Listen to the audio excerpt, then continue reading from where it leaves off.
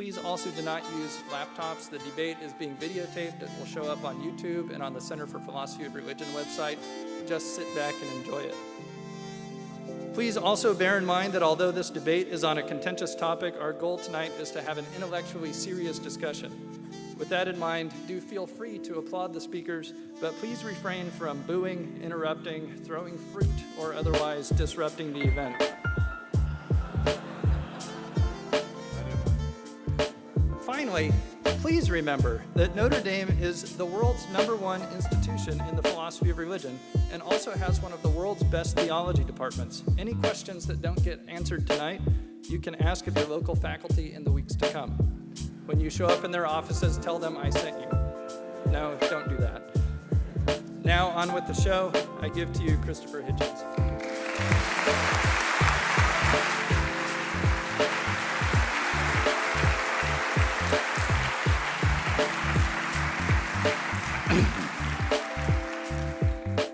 Thank you, Professor. Very generous introduction. Thank you, ladies and gentlemen.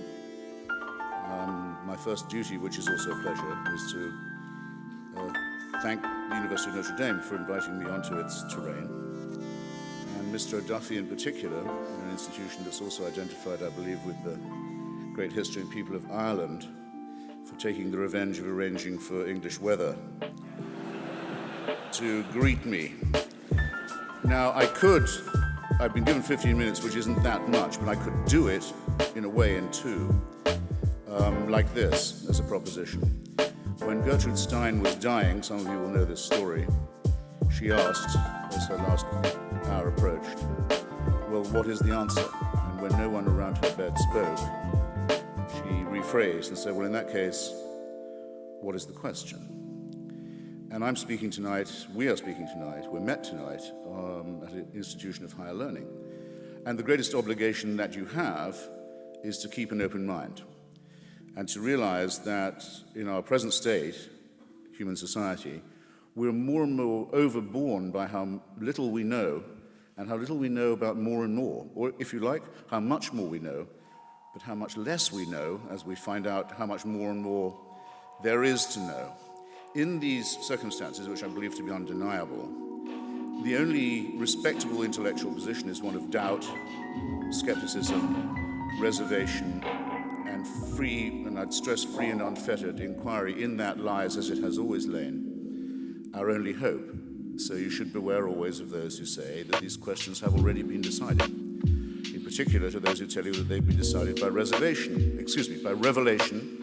that there are handed down commandments and precepts that predate, in a sense, ourselves, and that the answers are already available if only we could see them, and that the obligation upon ourselves to debate ethical and moral and historical and other questions is thereby dissolved. It seems to me that that is the one position, it's what I call the faith position, that has to be discarded first. So, thank you for your attention, and I'm done. Except that it seems that I have a reputation for demagogy to live up to. When I come to a place like this, I read the local paper, the Campus Observer in this case. And I was sorry to see that Dinesh and I are not considered up to the standards of Father Richard McBrien,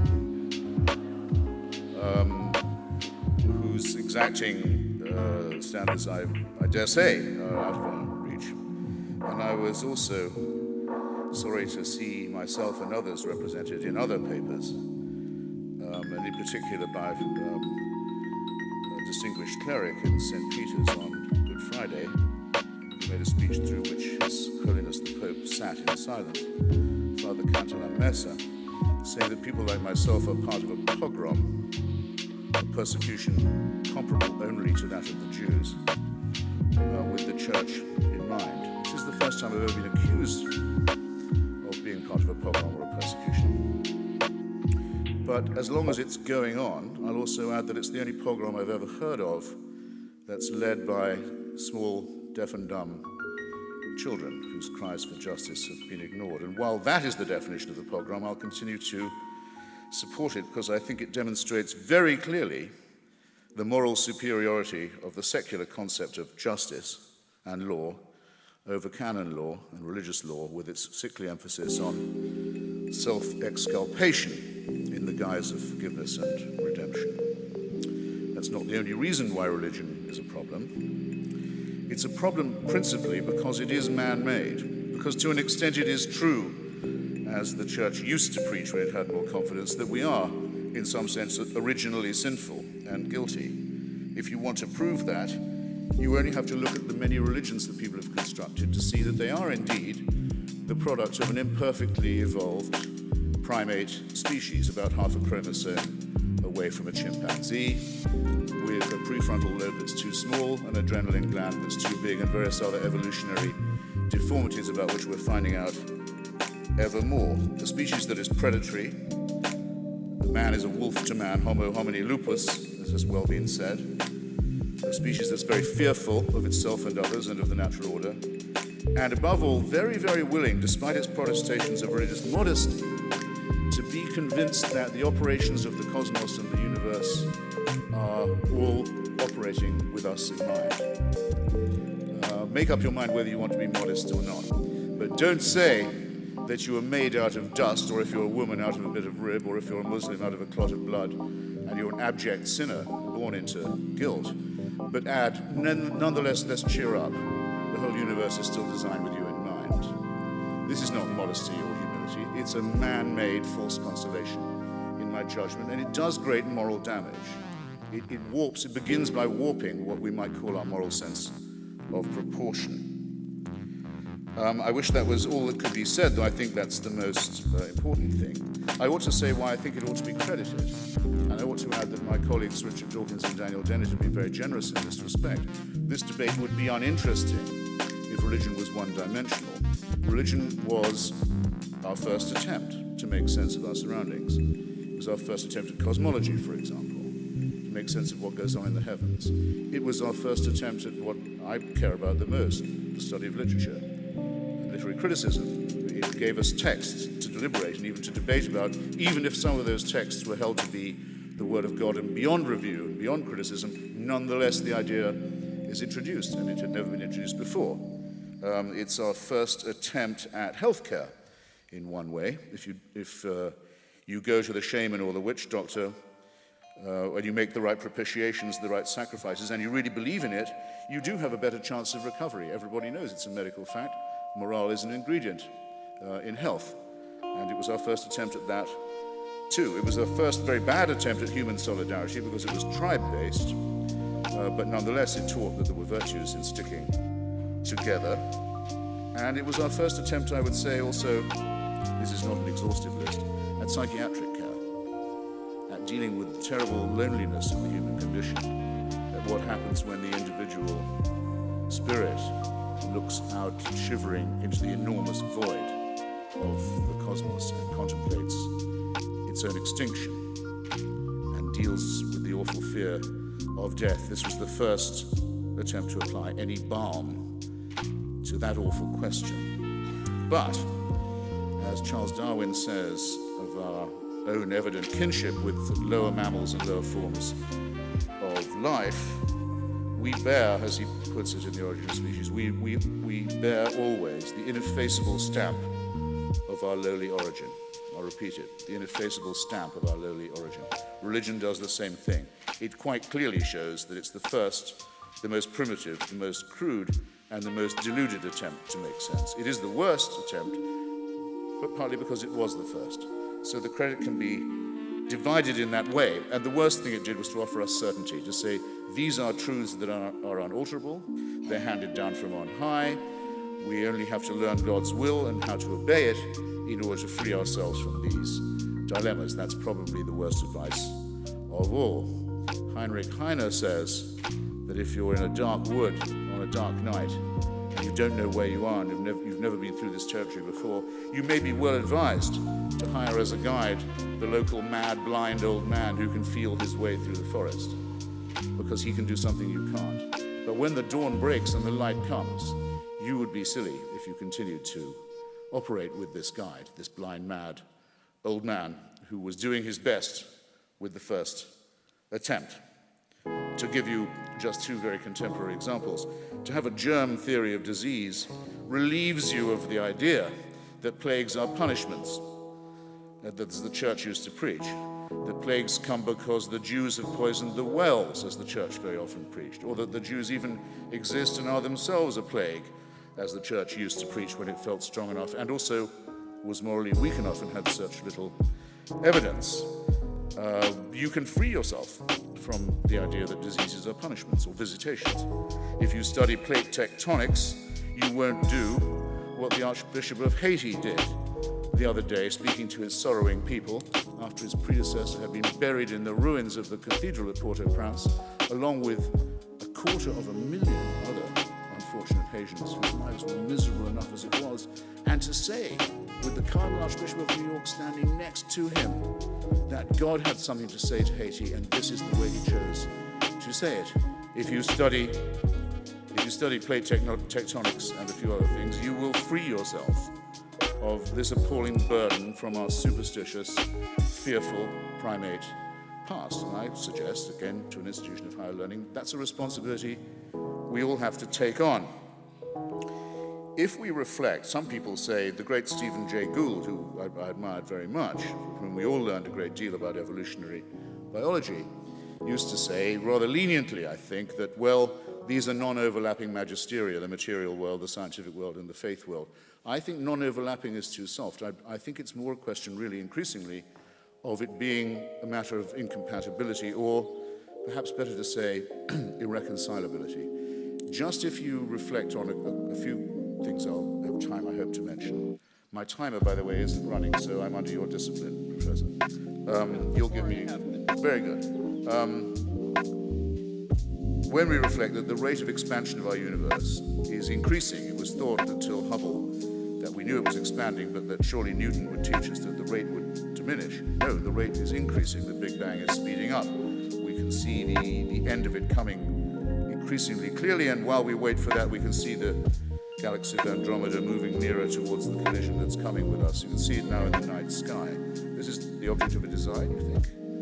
What kind of designer in that case? To say that this must have an origin, and now we know how it's going to end, why ask why there's something rather than nothing when you can see the nothingness coming? Only replaces the question. Faith is of no use in deciding it. And that's on the macro level. From the macro to the micro, 99.8% of all species ever created, if you insist, on the face of this planet have already become extinct, leaving no descendants.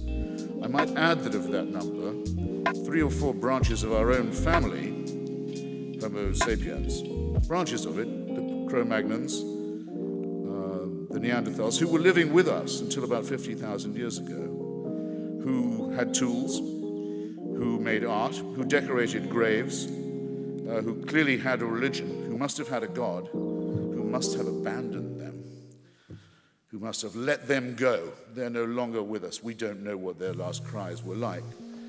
And our own species was down to about 10,000 in Africa before we finally got out of there, unforsaken this time or so far, to move from the macro, in other words, to the micro. Our own solar system is only halfway through its allotted span before it blows up. And as Sir Martin Ryle, the great astronomer Royal and professor of cosmology at Cambridge, and incidentally a believing Anglican, says, by the time there are creatures on the earth who look as the sun expires, they will not be human. It will not be humans who see this happen if our planet lives that long. Creatures that watch it happen will be as far different from us as we are from amoebae and bacteria. Faced with these amazing, overarching, titanic, I would say awe-inspiring facts, like the fact that ever since the Big Bang, every single second, a star the size of ours has blown up. While I've been talking, once every second, a star the size of our sun has blown up. Faced with these amazing, indisputable facts, can you be brought to believe that the main events in human history, the crucial ones, happened 3,000 to 2,000 years ago in illiterate desert Arabia and Palestine, and that it was at that moment only that the heavens decided it was time to intervene and that by those interventions we can ask for salvation.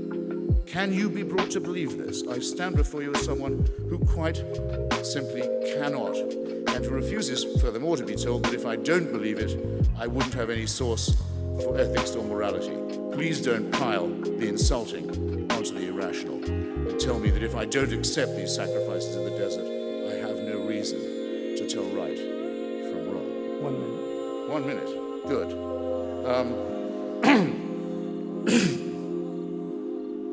Then I'll have to prune, and you'll be the losers. But there's a rebuttal coming. All right.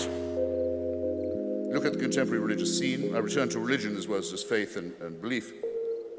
Israeli settlers are stealing other people's land in the hope of bringing on the Messiah and a terrible war. On the alternative side, as it thinks of itself, the Islamic jihadists are preparing a war without end, a faith-based war based on the repulsive tactic of suicide murder. And all of these people believe that they have a divine warrant, a holy book, and the direct word of God on their side. We used to worry when I was young, what will happen when a maniac gets hold of a nuclear weapon? We're about to discover what happens when that happens.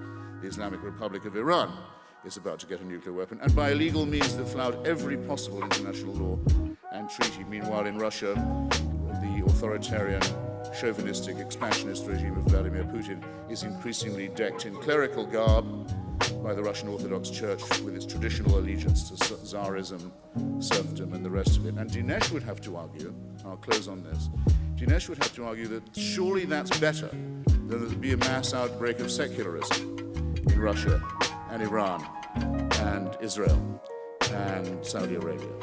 And I would call that a reductio ad absurdum. And I'll leave you with it, and I'll be back. Thanks.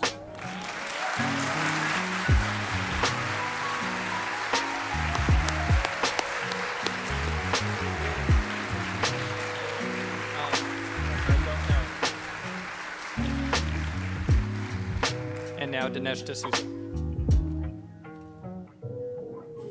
you want to use this one? It'd be great. Just face it my way. Yes.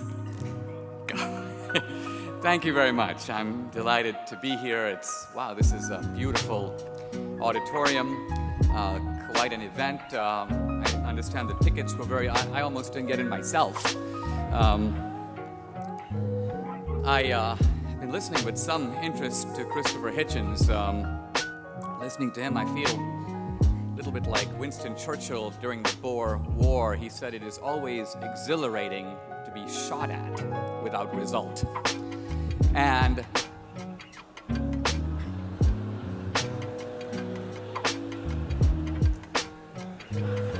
I say this because even if everything that Christopher Hitchens says is true, he has hardly demonstrated religion to be a very serious problem at all. He seems to say that religion is built into human nature. It's an evolutionary development, that man has been searching for explanations since he set foot on the planet. Religion supplied functional explanations. Now perhaps we have better ones. Even if all this were true, I'm going to dispute it and show it's not true, but even if it were true, this would hardly be a damning indictment of religion. Science itself has developed in the same way. It's been an explanation. It's gotten better over time. But what I want to do is meet Christopher on his own ground. He says we should be doubters, and I'm going to be a doubter. He says we should be skeptics, and I endorse that completely. In this debate, at no time will I make any arguments that appeal to revelation, scripture, or authority. I'll make arguments based on reason alone. And I want to engage the argument on Hitchens' own ground not by making the easy argument for the utility of religion. It's good for us, it makes practical sense, it's consoling. That's all true. I'm going to actually make an argument for the truth of religion. And the argument I'm going to make, well, I call it the presuppositional argument, but it's an argument that requires a little bit of explanation. Imagine if you're a detective and you approach a crime scene. And all the evidence points to a suspect, but it turns out he couldn't have done it. Why? Because the body was dumped in one location and he was in a completely different location. And then it hits you as a detective, wait a minute, perhaps the guy had an accomplice. Now, you don't know that he did, but the assumption that he did suddenly makes sense of all the other facts that were previously mysterious. Suddenly you see how the crime was committed to its very detail. If this seems like a little bit of an unusual way to argue, I want to emphasize that this is precisely the way in which scientists argue when faced with new phenomena. For example, scientists looking at galaxies out there have noticed that the galaxies hang together, and yet when you measure the amount of matter in them, there's not enough gravity to hold the galaxies together. They should be flying apart. And so scientists presuppose that there is some other form of matter, they call it dark matter, that must be there exercising a gravitational force. So even though we can't see the dark matter, it's detectable by no instrument, it explains what we do see. The presupposition of dark matter clarifies the matter that is in front of us. Now, what I'm going to do is try to adduce some puzzling facts about life and then ask whether the presupposition of God explains those facts better than any rival explanation. Christopher Hitchens has spent a lot of time telling us about evolution. And evolution as an effort to explain the presence of life on the planet. But of course, evolution does not explain the presence of life on the planet. Darwin knew that. Evolution merely explains the transition between one life form and another. That's very different from accounting for life itself. Consider, for example, the primordial cell. If you read Franklin Harold's book, The Way of the Cell, this is a biologist at the University of Colorado in Boulder, he describes the cell as a kind of supercomputer. It is of a level of complexity. Even Richard Dawkins in his work describes the cell as a kind of digital computer. Now, the cell can't have evolved because evolution presupposes the cell. Evolution requires a cell that already has the built-in capacity to reproduce itself. So how did we get a cell? The very idea that random molecules in a warm pond through a bolt of lightning assembled a cell would be akin to saying that a bolt of lightning in a warm pond could assemble an automobile or a skyscraper. It's preposterous. Richard Dawkins knows it's preposterous, and therefore when asked, how did we get life originally, he said, well, maybe aliens brought it from another planet. It's ridiculous, but it's, in a way, the best explanation he could come up with other than intelligent design. So there we go. We have the mystery of the cell. But evolution raises further puzzles, because evolution depends upon a universe structured in a certain way. Evolution depends on a sun that's 8 light minutes away. Evolution depends upon the constants of nature. If I were to pick up a pen and drop it, it will fall at a known acceleration to the ground, gravity. The universe has a whole bunch of these constants, hundreds of them. Scientists have asked, what if these constants, on which evolution depends, what if these constants were changed a little bit? What if the speed of light were a little slower or a little faster? This question is addressed by Stephen Hawking in his book A Brief History of Time. He says that if you change these constants of nature at all, and he's talking about the rate of expansion of the universe, he says if you change that not 10% or 1%, but 1 part in 100,000 millionth million, we would have no universe, we would have no life. Not just Homo sapiens, no complex life would have evolved anywhere. In other words, our very existence here is dependent upon the fine-tuning of a set of constants in nature. We're not talking about just on Earth, the entire universe. This argument, that is sometimes called the anthropic principle of the fine-tuned universe, this has put modern atheism completely on the defensive. Why should the universe be structured in precisely this way and no other way? What is the best explanation? Is there an atheist explanation? I'd like to hear it. Let's move on in thinking about evolution, because evolution cannot explain the depth of human evil. What I mean by this is simply this. Evolution presumes cruelty. Evolution presumes harshness, but it is a harshness tempered by necessity. Think of a lion. It wants to eat the antelope because it's hungry. But have you ever heard of a lion that wants to wipe every antelope off the face of the earth? No.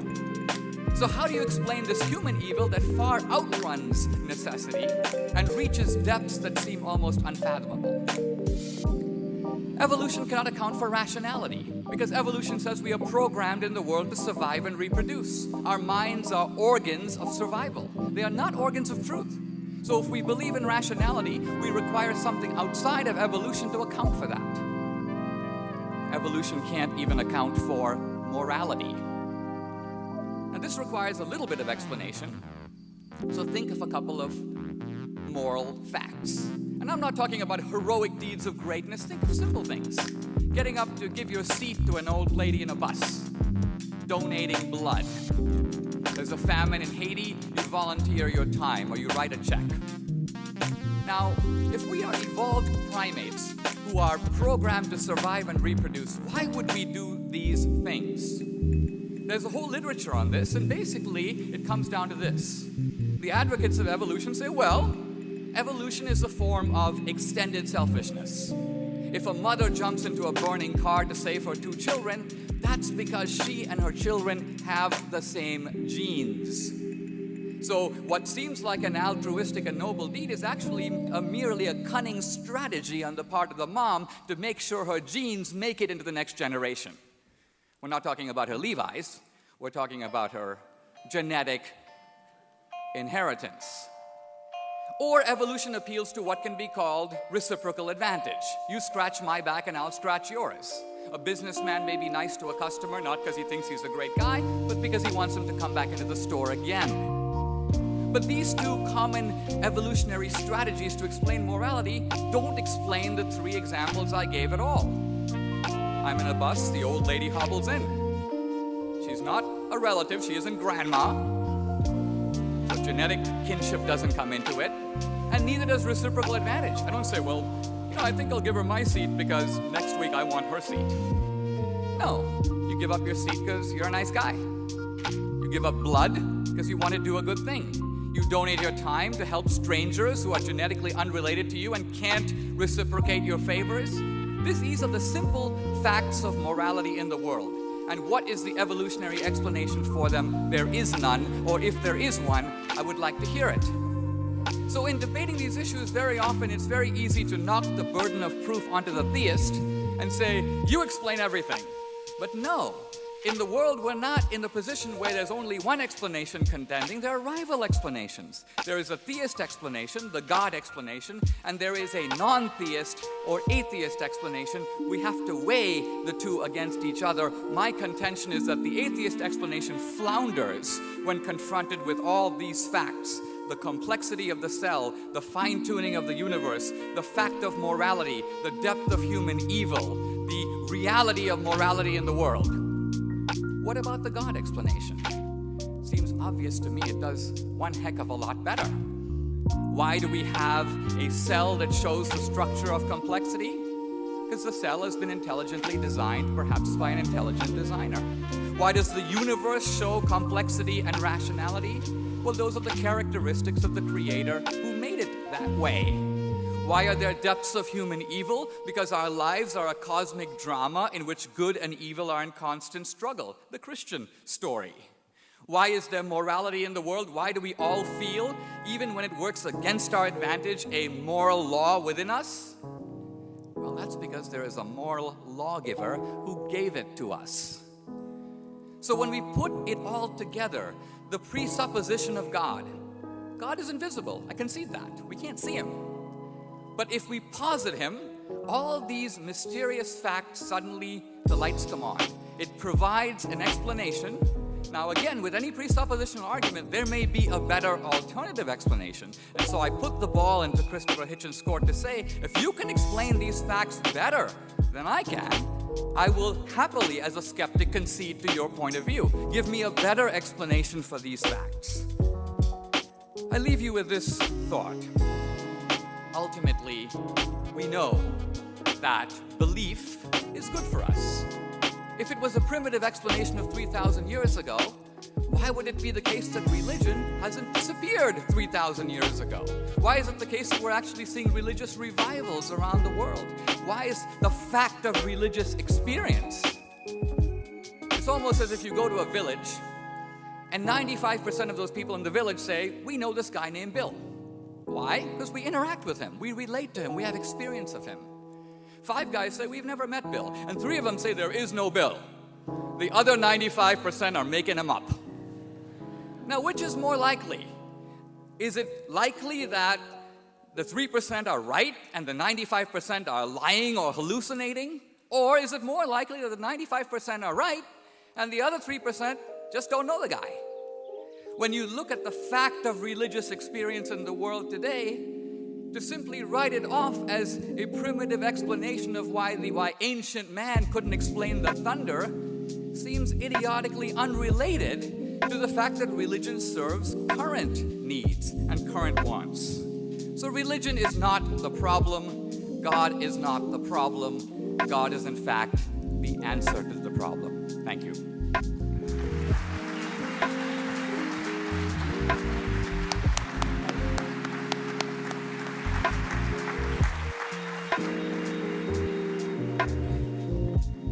I never hear Dinesh doing that without thinking what a wonderful Muslim he would make. You try telling 100 people in Saudi Arabia that you don't think the Prophet Muhammad really heard those voices. You're going to be really outvoted. And yes, Dinesh, I have noticed there are religious revivals going on. Pay a lot of attention to them. I don't find them as welcome, perhaps, as you do. And on your detective hypothesis, don't you think there's something to be said for considering unfalsifiability when constructing a hypothesis? For example, Albert Einstein staked his reputation. He said, if I'm wrong about this, then there will not be an eclipse at a certain time of day and month and year off the west coast of Africa, and I will look a fool. But if I'm right, there will be one. And people foregathered thinking he can't be that smart, and he was. Professor J.B.S. Haldane used to be asked, well, what would shake your faith in evolution? This was when it was much more controversial than it is now, and I'm impressed to find that Dinesh believes in intelligent design, which really does require, I would think, a leap of faith, but there it is. Haldane said, well, show me rabbits' bones in the Jurassic layer, and I'll give up. Now, can you think of any religious spokesman you've ever heard who would tell you in advance what would disprove their hypothesis? Of course you can't, because it's unfalsifiable. And we were all taught, weren't we, by Professor Karl Popper, that unfalsifiability in a theory is a test not of its strength, but of its weakness. And you can't beat it. The church used to say, no, God didn't allow evolution. Indeed, instead, he hid the bones in the rocks to test our faith. That didn't work out too well. So now they say, now we know about it. It proves how incredibly clever he was all along. It's an infinitely elastic airbag. And there's no argument that I can bring or anyone else can bring against it. And that's what should make you suspicious. Then a question for Dinesh. I know I'm supposed to be answering them as well as asking them, but it does intrigue me when I debate with religious people. He announced, I have his words, he was going to talk without reference to revelation, scripture, or scriptural authority. Now, why ask yourselves then? I'll ask you, why is that? Why do I never come up against someone who says, I'll tell you why I'm religious? Because I think that Jesus of Nazareth is the way, the truth, and the life. And no one comes to the Father except by him. And if you will believe on this, you will be given eternal life. I'd be impressed if people would sometimes say that. Why do the religious people so often feel they must say, no, we don't, that's all sort of metaphorical? In what sense are they then religious? You'll notice that Dinesh talked about the operations of the divine and the Creator only in the observable natural order. That's what used to be called the deist position. It was the position held by skeptics like Thomas Paine and Thomas Jefferson by the end of the 18th century. It was as far as anyone could see before Darwin and before Einstein. There appeared to be evidence of design in the universe, but there was no evidence of divine intervention in it. Very important point. The deist may say, and I would have to say, it cannot be disproved that there was a first cause and that it was godly. That cannot be disproved. It can only be argued that there's no evidence for it. But the deists, having established that position, if they have, has all their work still ahead of them to show that there is a God who cares about us, even knows we exist, takes sides in our little tribal wars, cares who we sleep with and in what position, cares what we eat and on what day of the week, arbitrates matters of this kind. That's the conceited, that's the endless human wish to believe that we have parents who want to look out for us and help us not to grow up and get out of the way. And so it surprises me that there are no professions of real religious faith ever made on these occasions. Now, I suppose I should then say what my own method in this is, since I was challenged on that point. Take the two figures of Jesus of Nazareth and Socrates. I believe Jesus of Nazareth operates on the fringe of mythology and prehistory. I don't think it's absolutely certainly established there was such a person, or that he made those pronouncements, or that he was the Son of God, or the Son of a Virgin, or any of these things.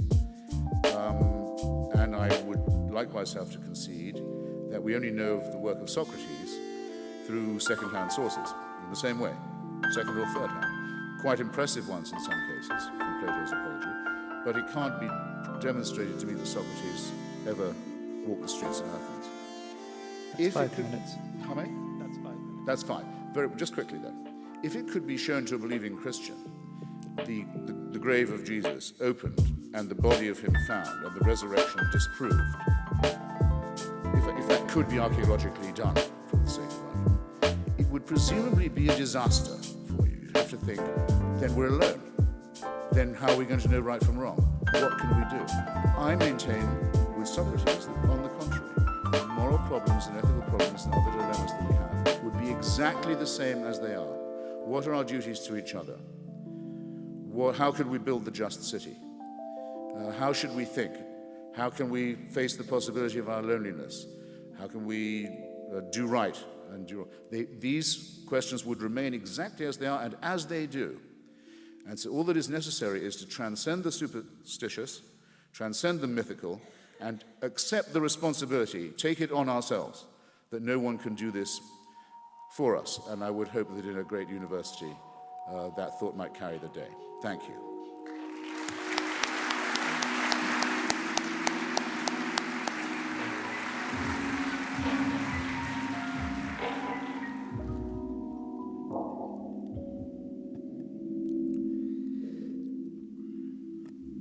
Somewhat like the mosquito in the nudist colony, I'm trying to decide where to begin. I might begin by noting that in my opening statement I offered a challenge to Christopher Hitchens. I mentioned anomalous features of the world as it is and of the evolutionary explanation, and offered to him the chance to offer rival theories that might do better than the God explanation. I just want to note that he has offered none. Instead, what he has offered is the idea that science is based on verifiability, but religion not. This, I think, is in fact not true. And he said no one's ever given him an example of it, and I'm about to give him two. The ancient Hebrews asserted, uniquely, by the way, of all religions, that God made the universe out of nothing. Now, incidentally, the idea that God or gods made the universe is a very old idea. But in every other religion, God or gods fashioned the universe out of some other stuff. God is a kind of carpenter. He took the stuff of the universe and he made life and he made man. But the Hebrews said no, there was nothing. And then there was a universe. And I want to suggest that modern science has proved this to be 100% correct. If you go to an introductory physics class at Notre Dame, you will learn that as a direct consequence of the Big Bang, not only did the universe have a beginning, not only did all the matter have a beginning, but space and time also had a beginning. In other words, first there was nothing, no space, no time. And then there was a universe with space and time. Suddenly the Christian concept of eternity, of a God being outside of space and time, which for centuries was scientifically unintelligible, is now not only coherent, but riding alongside the most cutting-edge discoveries in modern physics and modern astronomy. The ancient Hebrews and the Old Testament predicts that the people of Israel, after being dispersed, would return. There would be, if you will, a reuniting of the state of Israel. Until the 1940s, this was a possibility historically so preposterous that if someone had actually suggested it, they would meet with derisive laughter. And yet it has in fact happened, just as the Bible said it would. Now, these are not scientific theories. If you talk to the ancient Hebrews and say, how do you know that there was nothing and there was a universe? They didn't do any scientific experiments. They basically said, God told me. But I'm saying that if you look at that as a prophecy or as a factual claim about the world, we now know 2,000 years later that it is in its essence correct. The reason that I can't go on like this is because religion addresses different types of questions than scientific questions. Here are three. Here we are flung into the world. One question we have is, what's the purpose of our life? Or why are we here? Or where are we going? What happens to us after we die? Here are the scientific answers to those three questions. Don't have a clue, don't have a clue, and don't have a clue. We are no closer to answering those questions scientifically than we were since the time of the Babylonians. So what is wrong in looking to religion to supply explanations in a domain where science is utterly inert, inarticulate, and in fact, mute? You can't just say that if you understand the ballistics of plate tectonics, you understand purpose. It would be as if my dad took me on his knee and gave me a spanking, and Christopher Hitchens goes, don't think he's angry with you. If you only understood the ballistics of the cane, you would have a full explanation of what's going on. Or on the other hand, if I put a pot of tea on the kettle and began to boil it, Hitchens can't say, well, if I tell you about if you say, what's going on here? Well, the scientific explanation is that water, when heated, the molecules expand, the temperature rises. But there's another explanation. Dinesh wants to have a cup of tea. So explanations work at more than one level. And finally, Christopher asks, why argue this way? Well, we know about presenting the case the other way. In fact, you get it in church, or you get it in synagogue, or you get it every Sunday. The argument from the Bible, the argument from authority. I know it's a useless argument to use in a secular setting, especially when debating with an atheist. If I say, I believe in Jesus because the book of Matthew says this, or the Gospel of Luke says that, he's going to say, well, who cares what the Gospel of Luke says? I don't accept the authority of the Bible to adjudicate the matter. So we are at a state in our culture in which we have to use rational arguments if we are trying to communicate in secular venues. So here we are at a university. What could be more appropriate than to address these arguments in the vocabulary of reason? Christopher wants me to fling the Bible at him so he can then claim the high ground of science and reason. What flummoxes him is when I use science and reason itself to torpedo his arguments. That's when you get him going down on his knees and praying for some more quotations from Scripture. Thank you very much.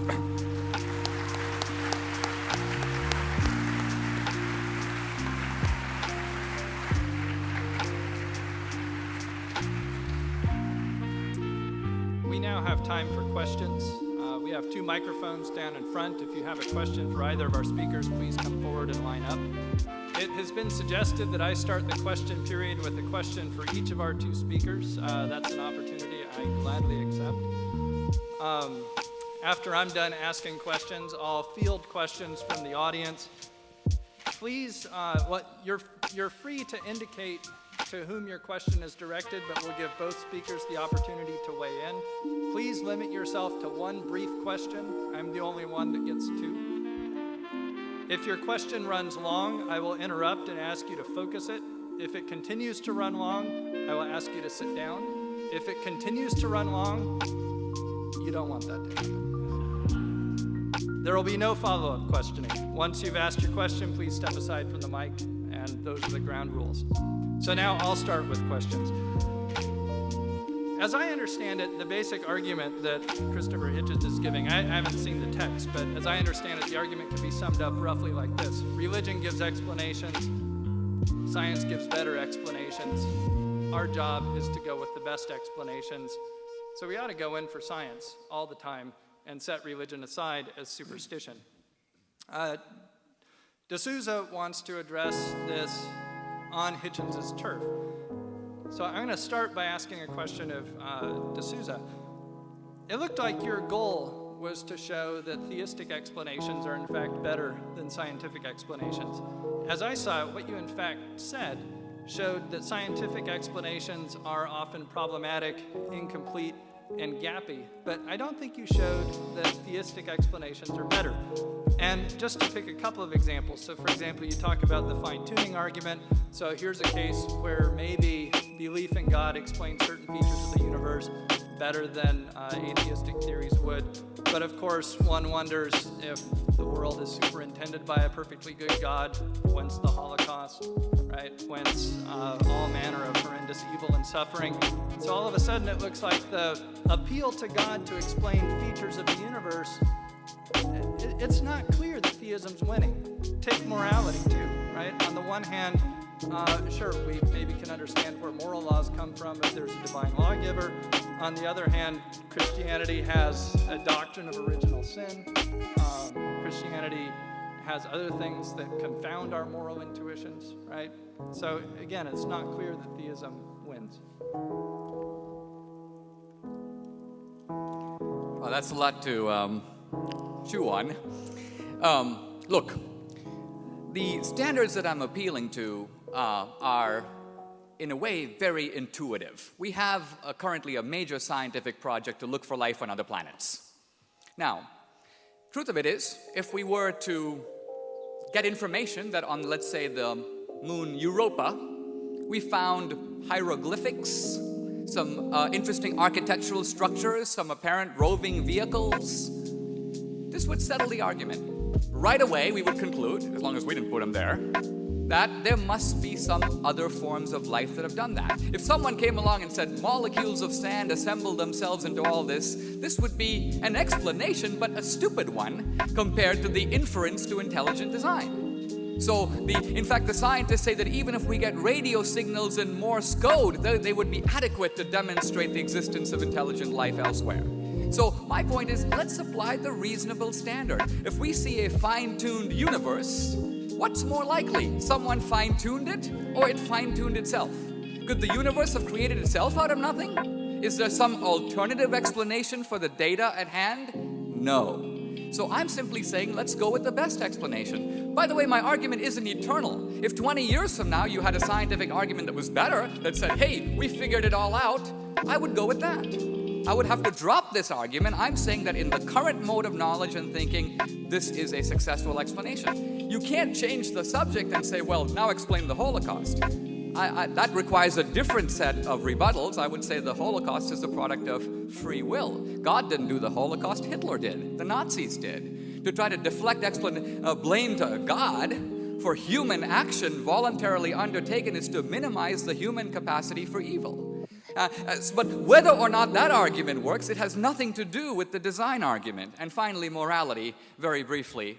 Again, if evolution could adequately account for morality, let's remember that the atheist premise is that we are evolved creatures in the world, and that's it. So evolution has to do a lot of work.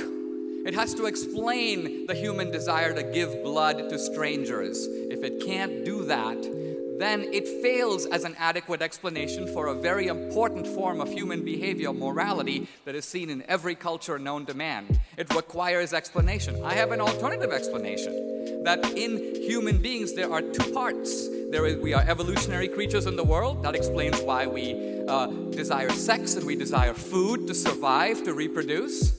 But then I have this other thing inside of me, what Adam Smith calls the impartial spectator. And that's another voice. And it's in me, but it's not of me. In fact, it's often stopping me from doing what I want to do. It's blocking my self-interest. Where does that come from? How does evolution account for that? So I'm saying that the God hypothesis casts more light on that subject, the hypothesis of a moral lawgiver. In fact, even the hypothesis of a life to come. You may say a final court in which our moral deeds will be adjudicated. Explains why we act the way we do now. Otherwise, our own behavior is incomprehensible to us. That's the strength of the presuppositional argument.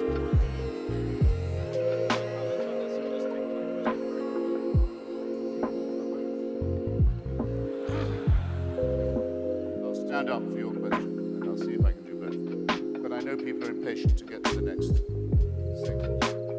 Bring it on. My question for you is very quick. Your argument seems to rest on the idea that religion is an explanatory enterprise and that the warrant for believing the doctrines of a particular religion comes from their explanatory value. Why would you think that? Well, because of religion's own very large claims. And because, something I didn't have time to go into, because not all these religions can be simultaneously true. I mean, there are enormous numbers of competing religions. It's another reason that it's obvious to me that they're man-made. It's what you would expect if it was man-made. There'd be lots of religions with incompatible claims and theologies, and that this would lead to further quarreling. Either one of them is completely true, as the Roman Church used to say, it was the one true church. Some of its members still do. Or all of them are false, or all of them are true, which of course can't be true. Now to Dinesh. And the matter of anomalies and the question of ex nihilo. Half the time when I debate, it's people saying, nothing can come from nothing, you can't get something from nothing, so since there is something, someone must have wanted there to be something. Not, I think, a very impressive syllogism. I can't do it all this evening, but it's very easy for anyone to go and see Professor Lawrence Krauss deliver his brilliant lecture online called The Whole Universe from Nothing, which explains to you how indeed you can get very large numbers of things from nothing with the proper understanding of quantum theory. And then tonight Dinesh says, really there was nothing, and the Hebrews were so clever that they knew that. And therefore they must have been right about God as well. This is ridiculous. The ancient Hebrews also thought that God made man and women out of nothing, or out of dust and clay, whereas we have an exact knowledge, or increasingly exact knowledge, of precisely the genetic materials in common with other creatures from which we were assembled. And then, not content with that, he says biblical prophecy is true in respect of Palestine. This is an extraordinary thing, and you were right to mention the Holocaust. If it's true that God wanted the Jews to get back to Palestine, then it must have been true that he wanted their exile to be ended. The galut, as it's known to Zionism, the exile, the wandering. And we know how that wandering was ended. By Christian Europe throwing living Jewish babies into furnaces.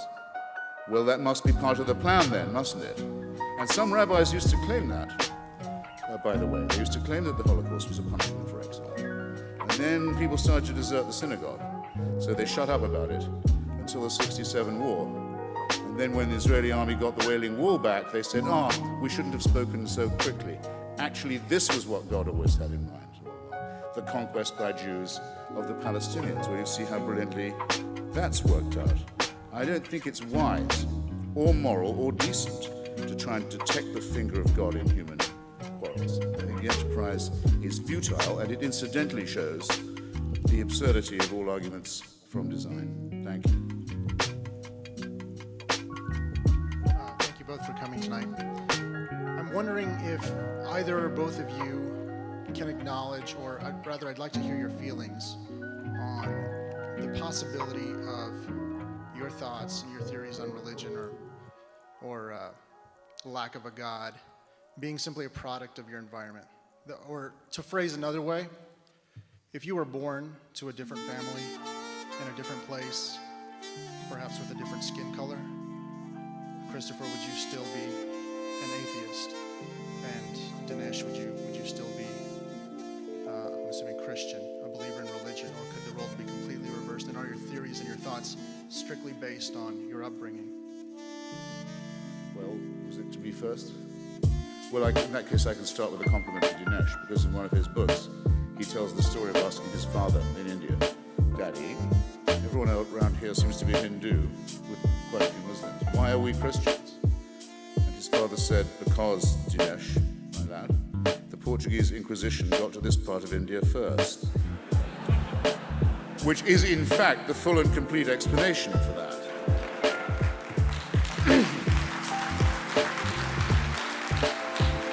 Actually, you can tell Dinesh was very well brought up in this respect. He's made the most of it.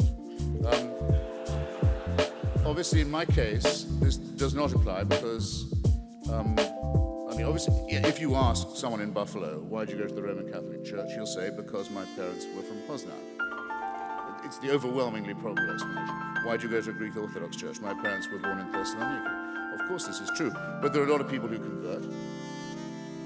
In fact, quite a large number of Muslims on their way out of Islam embrace Christianity.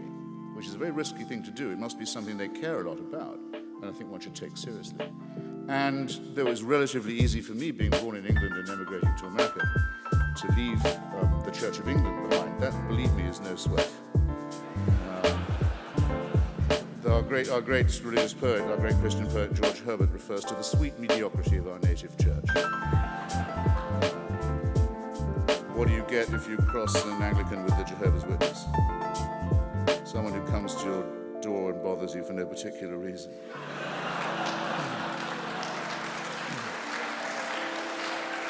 So, enough from me. Well, I think we have an environmental explanation for Christopher's skepticism. He was raised in a religion that was based on the family values of Henry VIII. Enough said. Now, with regard to the Indian explanation, his explanation is true but incomplete. And here's the point. My grandfather did say that to me, and I began to read Indian history. And I realized that a handful of Portuguese missionaries, inquisitorial or not, would have a pretty hard time converting hundreds of thousands of people. And Indian historians who look at it have a better explanation. It's called the caste system. See, if you were born into the Hindu caste system and you were one of the guys on the lower rungs of the ladder, to put it somewhat bluntly, you were screwed. It didn't matter what merit you had, you couldn't rise up, and neither could your children. So along come these greedy missionaries, and maybe they had swords, but the truth of it is a lot of Indians were very eager to get out of the caste system. They didn't need the swords. They rushed into the arms of the missionaries because they promised something that the Hindus couldn't, universal brotherhood. It wasn't always practiced, but even the idea of it, the principle of it, was hugely appealing. And that's why there were mass conversions not only to Christianity, but also to Islam, which makes a similar promise. So this is the historical landscape. The final point about this is that we're committing here what could be called a genetic fallacy. We do it with religion. We always can see the fallacy if we apply it to any other area. For example, it is very probable that there are more people who believe in Darwin's theory of evolution who come from Oxford, England, than who come from Oxford, Mississippi. It's probably equally true that there are more people who believe in Einstein's theory of relativity who come from New York than who come from New Guinea. What does this say about whether Einstein's theory is correct or no? Nothing. The origins of your ideas have no bearing on whether they're true or not. So wherever Christopher and I got our ideologies or our religious convictions, you should weigh our arguments on the merits. Thank you.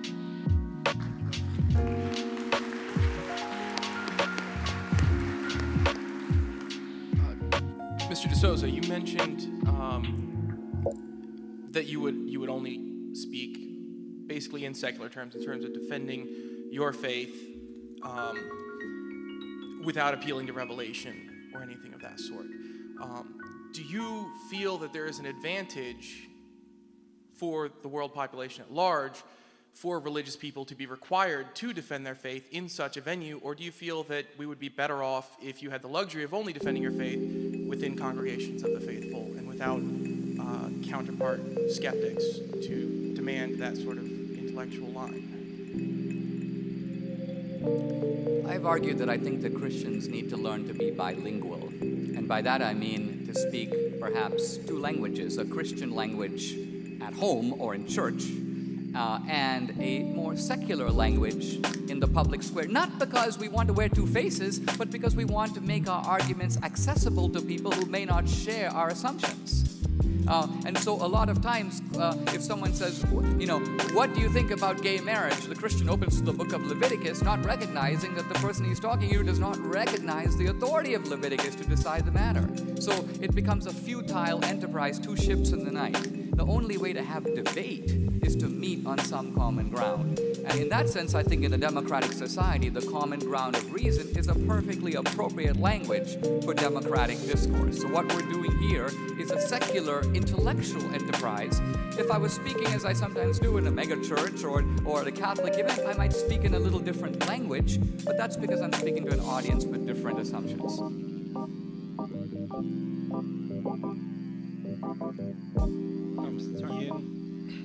It was for dinner. I'm Ian from the Christianity Skeptics. My question is for Dinesh.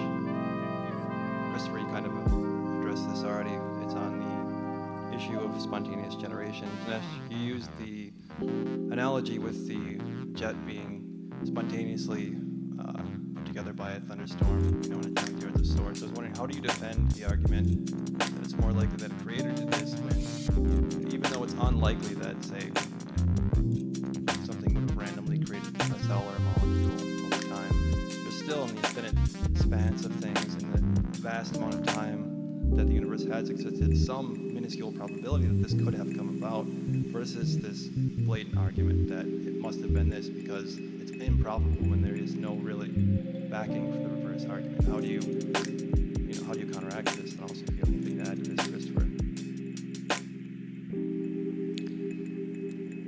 It is true that one can always, by re-rigging the assumptions, create new probabilities. So, for example, there are many physicists who have computed that if you look at all the particles of matter in the entire universe, the chance of them randomly assembling to produce a cell is essentially zero. However, you can increase that probability by adding universes. And there are many cosmologists who say, well, what if there are 1,000 universes or an infinity of universes? Then, in the infinity of time, that's a problematic statement in itself, but with an infinity of universes, an infinity of transactions, even improbable events do occur. The problem with that is you can call it not only a scandalous violation of Occam's razor, it's essentially syllogistic promiscuity. Because what is the evidence that there is even one other universe other than our own? Empirically, none. You're essentially making up universes to account for the anomalies of the universe we have. So, which is more likely?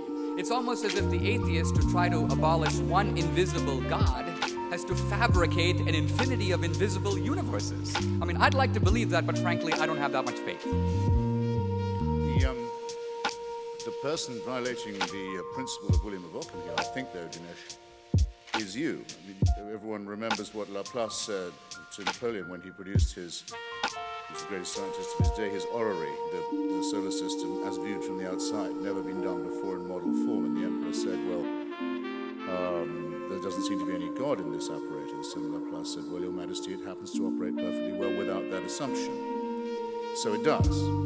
Dinesh asked earlier, and I should have taken him up on it, isn't it the case that to the three questions, where are we coming, where are we from, where are we going, and why are we here, there are three no's from our side. That's not true at all. It's incredible that he alleged it. To the question of where are we from, both in the macro and the micro term, where did we come from? The cosmological, the Big Bang, and the micro, the unraveling of the human string of DNA and our kinship with other animals and indeed other forms of non-animal life. We are enormously to an enormously greater extent well informed about our origins. And what we don't know, we don't claim to know. Very important.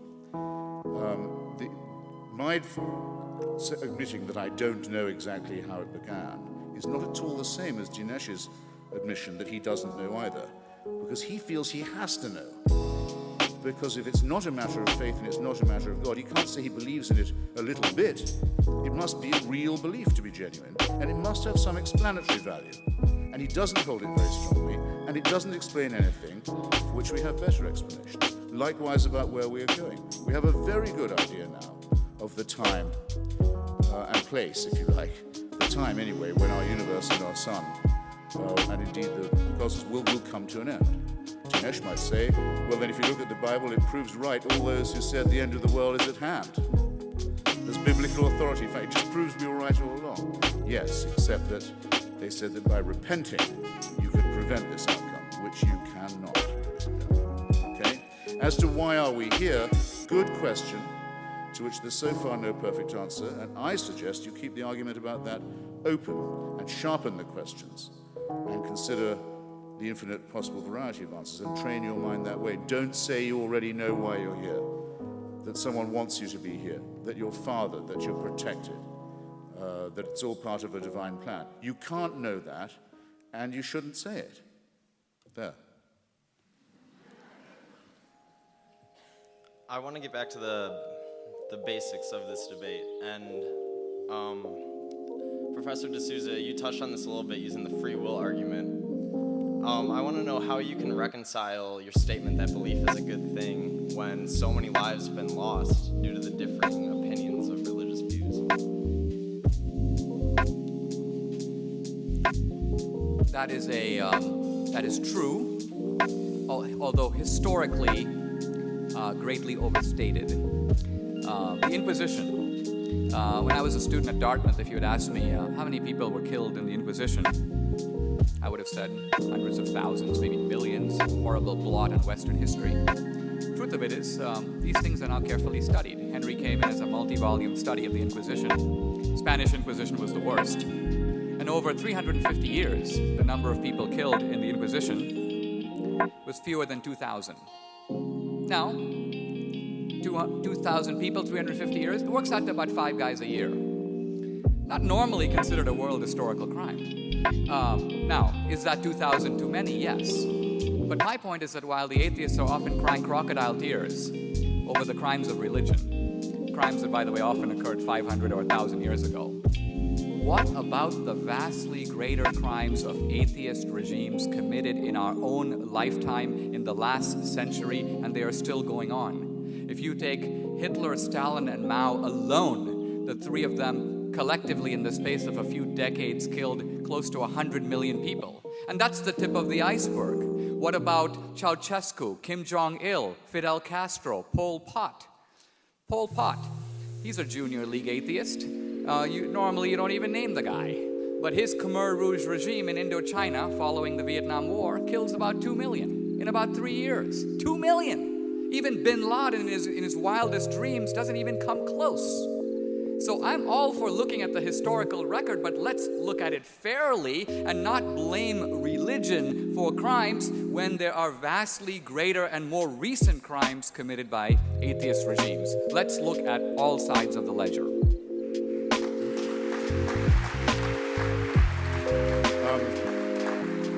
There's a factual and a theoretical comment to be made on that. First, I think you're flat out wrong on the Inquisition. Not that the numbers game is crucial, but the Inquisition in the Americas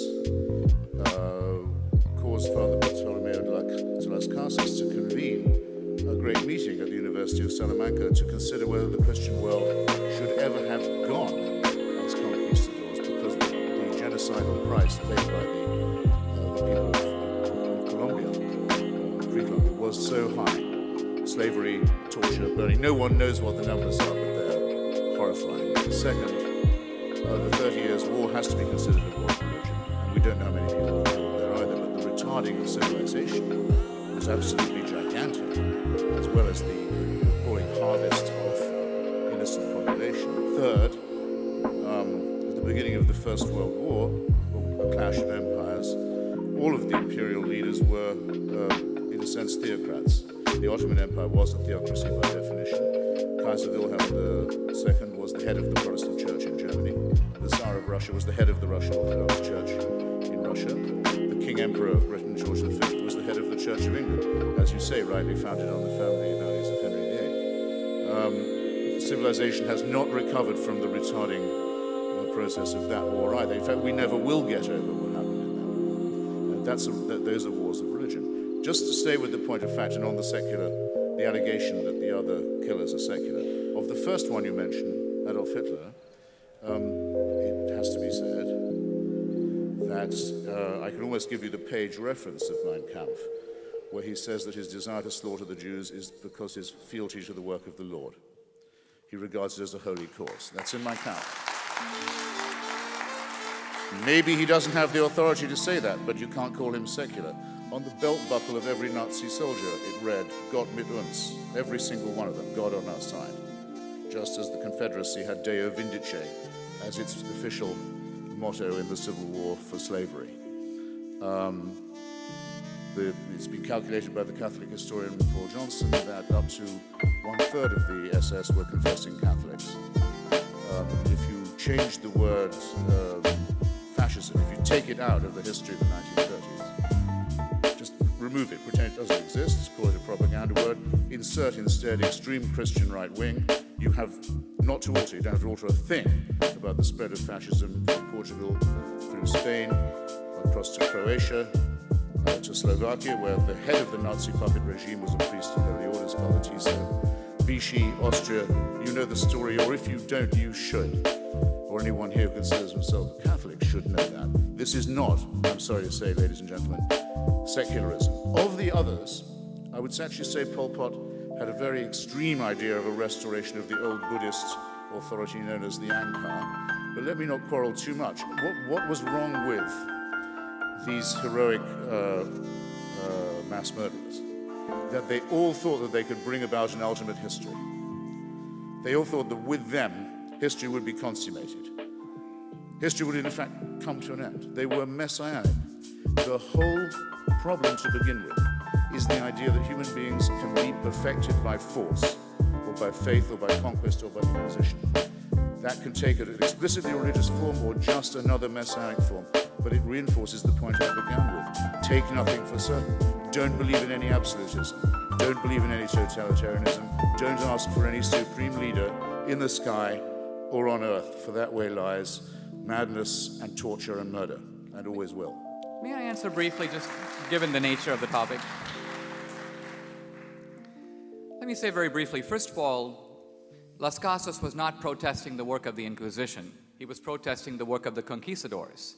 There's a big difference between the Spaniards who came for greed and gold and to take slaves, and the church, which sent missionaries. The missionaries were on the side of the Indians and convened the debate at Salamanca, at which the Pope decided that the Indians have souls and that the Spanish conquest should be stopped. Never in human history, by the way, has a ruler ordered a conquest stopped for moral reasons, and it was the missionaries who made that argument.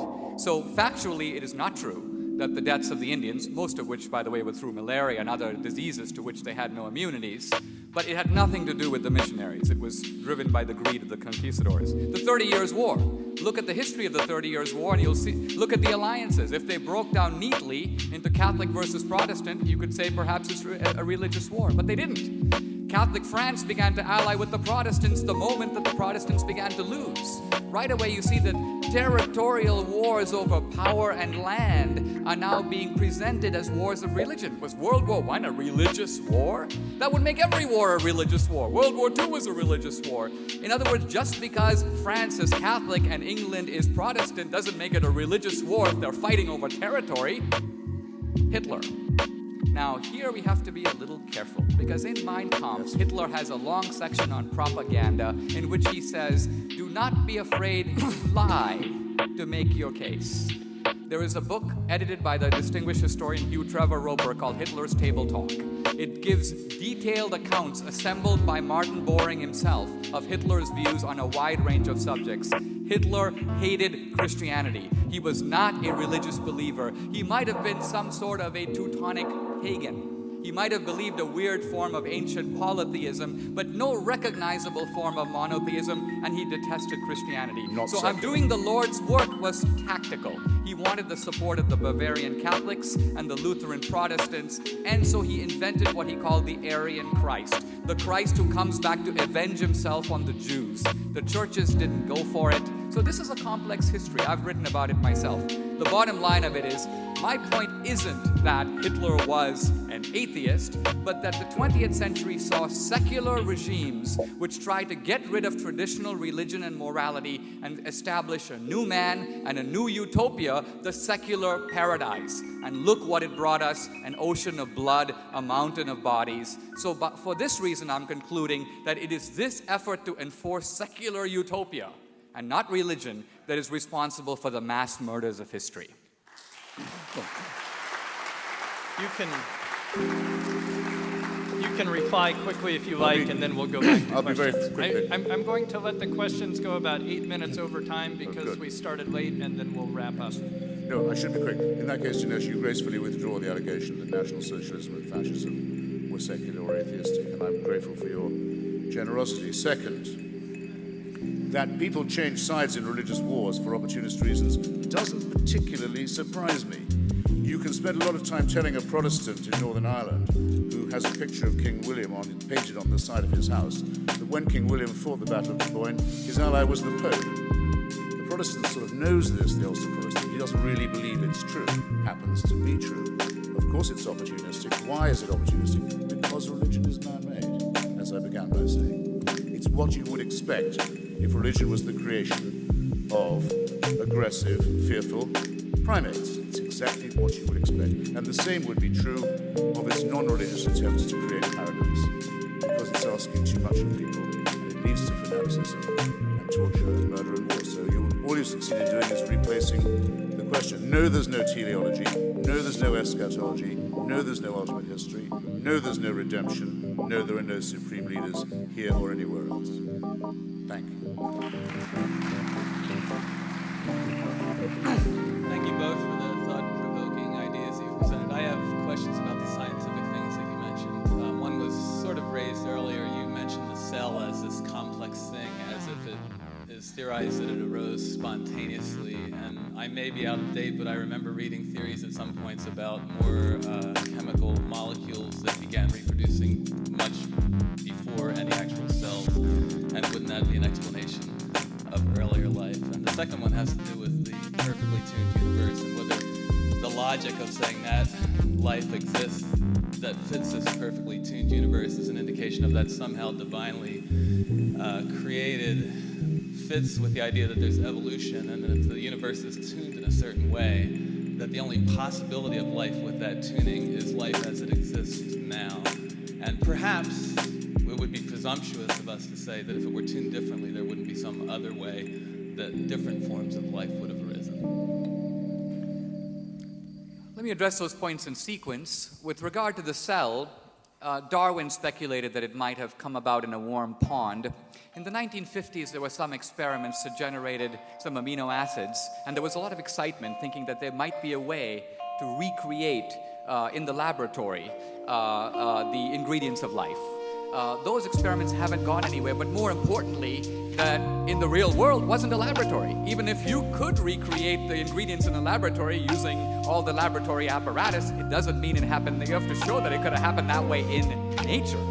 So the point I'm simply saying is based on current knowledge, and all arguments have to be based on what we know now. We're all open to new ideas in the future. There is currently no good explanation. And all I'm saying is that in any other sphere of life, if I was walking down and looking at an alley and I see a head rolling around, I conclude that somebody committed suicide or somebody killed someone. It's a reasonable inference from the data. You could say, well, that's a rather presumptuous conclusion. There might have been natural ways in which the head detached itself from the... There could be, but what's the most plausible under the circumstances? Normally, when we see intelligent activity, what is science but an effort to excavate intelligence out of nature? The reason we need Newton and Einstein is because intelligence is hidden in nature. E equals mc squared doesn't jump out at you. You gotta test nature and pull it out. So if nature is an embodiment, a network of intelligent systems, isn't the most reasonable explanation that intelligence put it there? If we need intelligence to get it out, how to get there in the first place? This seems to me to be nothing more than a direct inference from the facts. Now, I want to say a word about Larry Krauss, who was mentioned earlier, the physicist. The universe coming out of nothing. There's a lot of verbal jugglery that's going into all this. Imagine if I were to try to show the following. Money comes out of nothing. Proof? All assets will be counted as plus. All liabilities will be counted as minus. The pluses and minus cancel out. We have money, but there's a zero on the balance sheet. Money comes out of nothing. You would say this is a little bit sleight of hand. Basically, what's going on today is what physicists like Krauss do is they identify all energy as positive, but all gravitational energy as negative. They presume that the total amount of positive and negative energy cancels out, and therefore the universe came out of nothing. It didn't really come out of nothing. There's a whole lot of energy there, but by defining one kind of energy as plus and another kind of energy as minus, presto, they cancel out, and you've got... So what I'm getting at here is I want to show the acrobatics to which modern atheism has to go. This, by the way, is not science. Krauss is trying to make an atheist argument in an atheist venue, drawing on science. But I'm saying, look at the lengths to which the guy has to go to try to defy the normal operations of reason to tell us that not only a molecule, but an entire universe. Wow, popped out of absolutely nothing. You can believe it if you want to, but it sure does take a lot of credulity. I'll try and be terse, but first, I earnestly entreat you, ladies and gentlemen, to watch Professor Krauss's lecture for yourself, and not accept that parodic version of it. On the nothing question, as it touches on ourselves, as it happens, it's rather more marvelous than almost anything in any holy book. All the elements from which we and our surroundings are made are from exploded stars, from the stars that blow up and die at the rate of one every second and have been doing that since the Big Bang. Isn't it rather magical to think that we're all made out of stardust? Never mind, as Professor Krauss says, never mind the martyrs. Stars had to die so that we could live. This is a very essential reflection to be having, and it dwarfs the religious explanations. You didn't notice, Dinesh, that the gentleman asked at the end, couldn't it have turned out another way, which I think was possibly the crux of his question. I'd recommend another study to you. Sorry.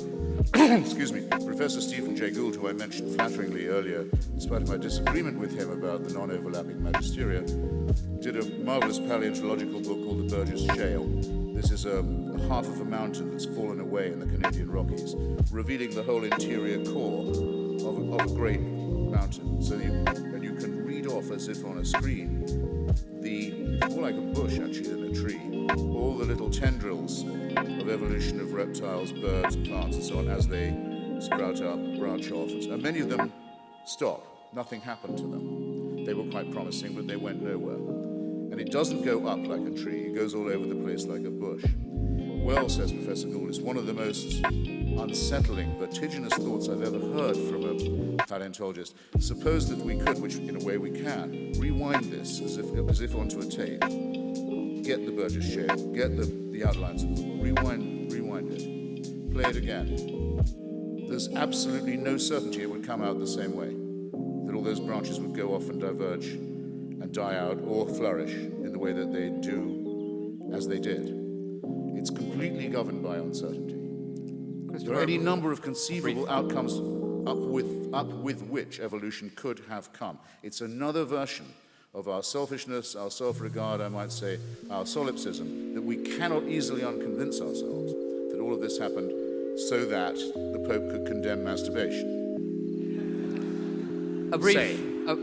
If I can offer a very, very brief rebuttal. We're now plumbing into the depths here a little bit. I do want to point out that Gould's thesis, rewind the tape of life and it would come out differently, which is by now a few decades old, is challenged by the world's leading expert on the Burgess Shale, Simon Conway Morris, a paleontologist in England, and also by Christian de Duve, a Nobel laureate in chemistry. And their argument is no, that essentially Gould had it wrong. Gould was guessing that every evolutionary pathway would cut very differently. But the latest evidence is that that's not so. Consider the evolution of the eye.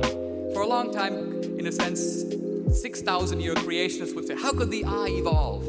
Turns out that the eye has evolved multiple times, and it's evolved in similar ways. That is telling us that evolution is not this random thicket.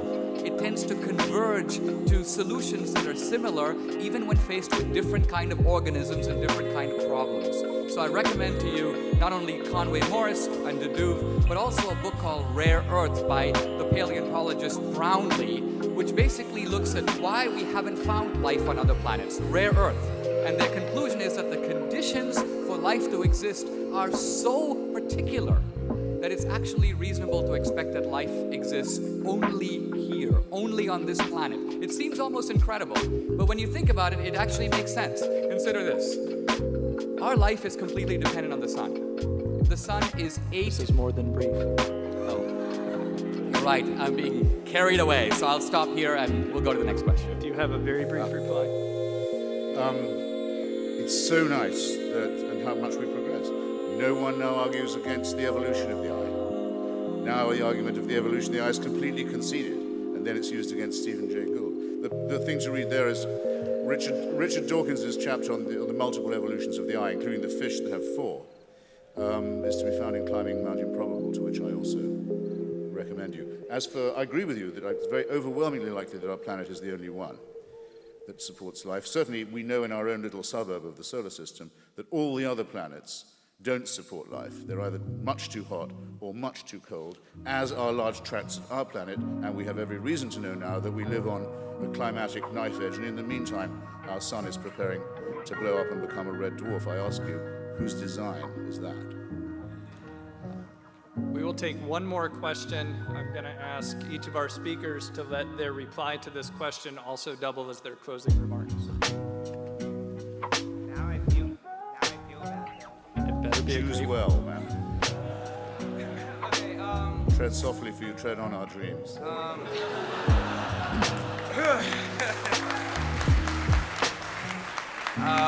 My question is for Mr. Dinesh.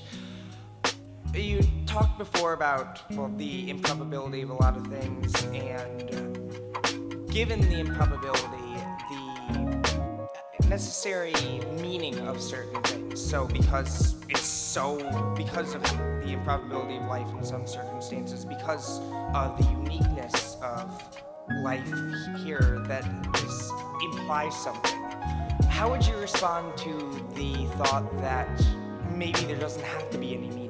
That, say, as existentialists would say, there's no inherent meaning, but we can create our own meaning. So I guess my question is, why must there be some inherent purpose or some trajectory? Why can't things have just happened, albeit maybe very improbably? I think that you misunderstand my argument if it is an inference to meaning. I'm not saying we have improbable events, we've got to figure out some kind of meaning. No, I'm making inference to a cause. David Hume, the great skeptic, said there is no event that occurs without a cause. Now, true, in the weird world of the quantum, we can find exceptions to that rule. But quantum effects cancel out when you come to macroscopic objects. And whenever you hear someone say, consciousness, I really don't know what that is, but perhaps it's a quantum thing, he's basically saying he doesn't know. The quantum is invoked to explain things that are unexplained. Here's my point. Here's the argument tightened up.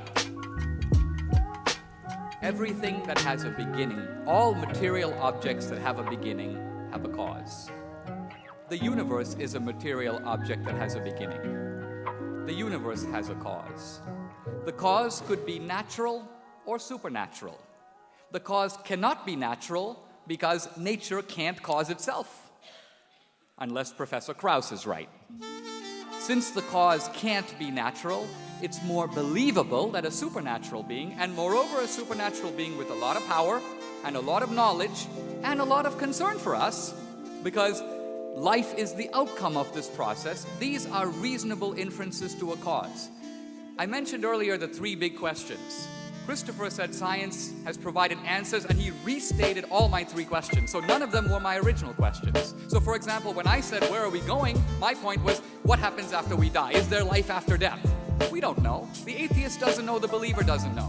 The atheist who says there isn't, just like the believer who says there is making a leap of faith. Christopher avoided the question by changing it to, will the universe come to an end? Will the sun blow up? That wasn't my point. My point is what happens to us after we die. That is unknown. Science has no insight on that question. And here's a final thought. Very often we use evolution as a catch-all explanation, but we don't subject evolution to the critical scrutiny that we subject religion. For example, Christopher invoked earlier, and it's been repeatedly invoked, Freud's idea that we invent the afterlife because we want to live forever. We're upset with life, we have suffering, we have death, we imagine another world that's better. No suffering, no death, heaven. Now the only problem with this, first of all, is that religions not only posit heaven, they also posit hell. And if you're going to make up another world to compensate for the difficulties in this one, it's very odd that you would make up hell. Hell's a lot worse than diabetes, or even death, because death is just turning off the computer. But there's an evolutionary argument against this that has now discredited the Freudian explanation. And what is that? Evolution says that we are creatures programmed to survive and reproduce. It is very costly for us to invent schemes that are not true and to invest costly resources, especially for primitive man, to give money to priests, to build cathedrals and pyramids, to invest in the next life. Evolution ruthlessly punishes that kind of extravagance. And that's why this Freudian theory, which was very fashionable 60 years ago, has fallen into disrepute among scholars. It makes no evolutionary sense. So the bottom line I'm getting at here is, in a debate like this, I've been very pleased with this debate. I think it has been actually at a higher level than a lot of debates on this kind of a topic, and even some of our debates. I think we've been able to raise it to another level. Ultimately, I think I want to show that the believer's position, no less than the atheist, is an attempt to grapple with the facts, to make sense of the data, to illuminate rationally the world that we live in. Faith is not a substitute for reason. Faith only kicks in when reason comes to an end. When there are explanations and they stop. I date my wife for 3 years. I then want to decide if I should propose. I put in reason. I try to see where it goes. But then I say, what is life with her going to be like for the next 50 years? And there's no way to know. I can say, well, I'm going to be an agnostic. I'm going to wait for the data to come in. Well, if I do that, she'll marry someone else, so we'll both be dead. The data will never be in. At some point, rational knowledge has to give way to practical action. And faith is the bridge between limited, always limited human knowledge and the inevitability and necessity of human action. That ultimately is something that knowledge can teach us. Thank you very much.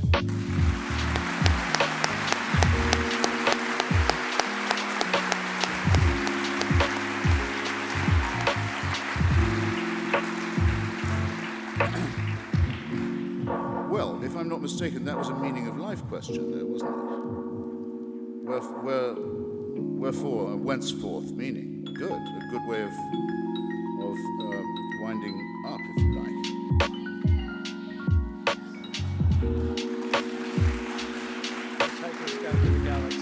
I missed something there. It went past my bat. And slightly put me off my stroke as well. Just a second. Where was it? Yes, meaning. But before I go to that, just two things on Dinesh. In his last remarks, I don't think it can fairly be said in front of an audience like this that the refusal to take a faith-based position that has no evidence, in other words, a belief that there is an afterlife, or a belief that there is a supreme being, if I say I don't believe it because there's no evidence for it, it isn't even casuistry to say that that is, on my part, a faith-based statement.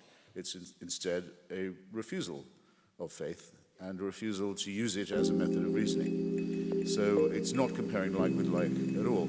Second, not just completely to defend Sigmund Freud, Dinesh is right in criticizing Freud's future of an illusion, to the extent that when people are subject to wish thinking, we might expect them to be purely hedonistic, only to want the best, to say, let's imagine a comforting future while we are about it, something that will cheer us all up. As a matter of fact, we're not as nice as all that.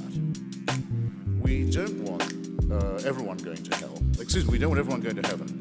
As the old English sect used to say, we are the pure and chosen few, and all the rest are damned.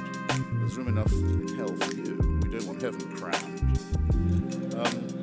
And the great existentialist Jean-Paul Sartre said that hell is other people, but actually what many people mean is hell is for other people.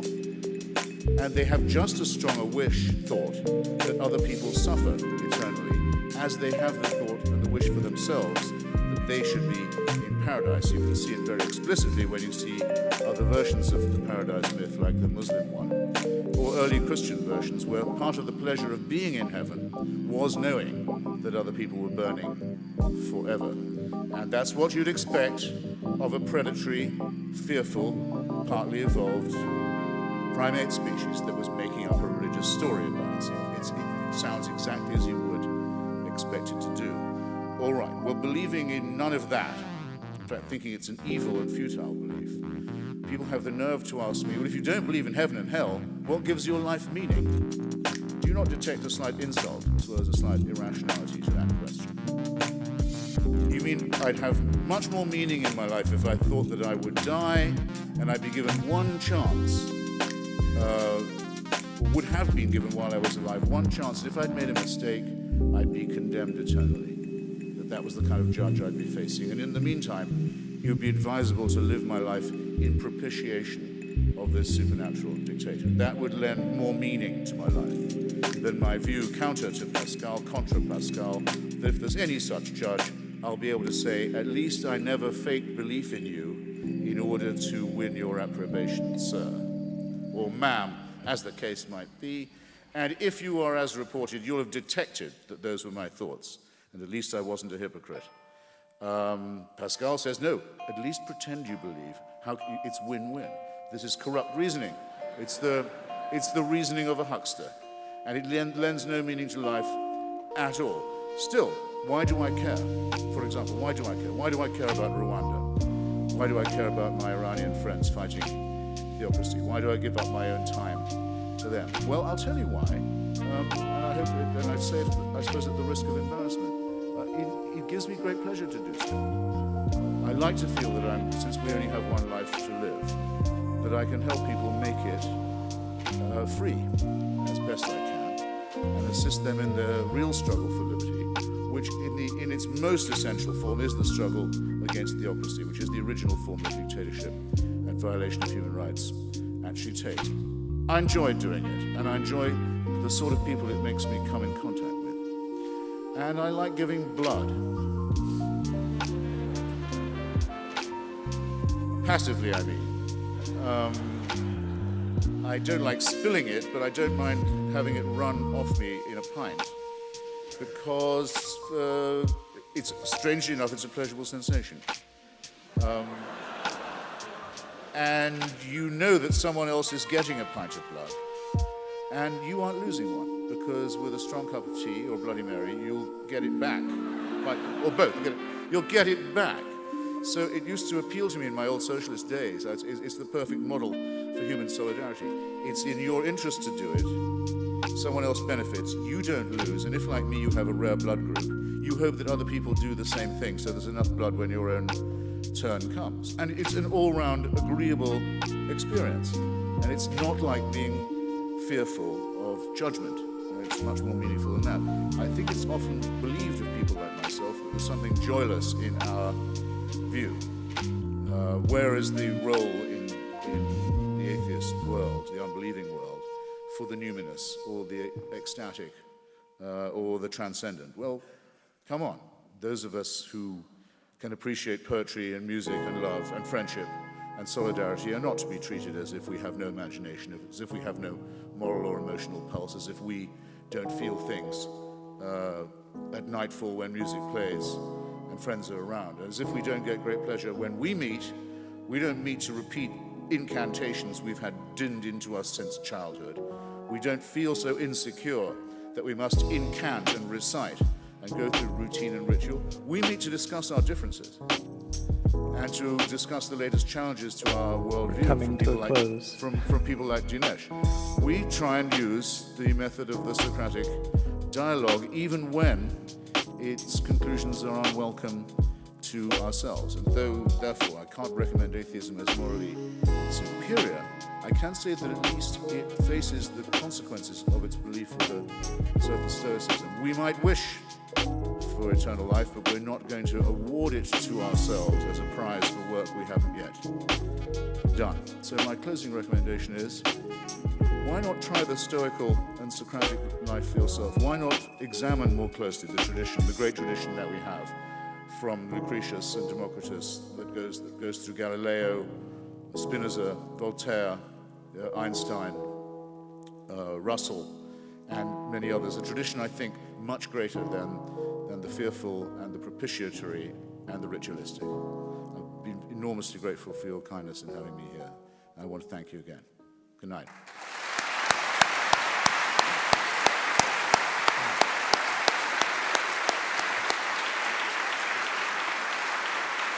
Thank you all for coming.